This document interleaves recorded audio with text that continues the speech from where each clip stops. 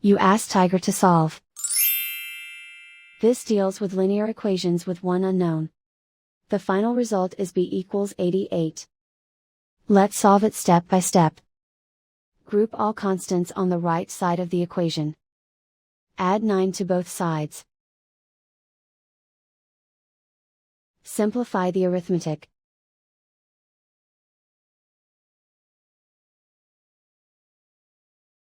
Isolate the b. Multiply both sides by 4. Group like terms. Multiply the coefficients. Simplify the fraction. Simplify the arithmetic.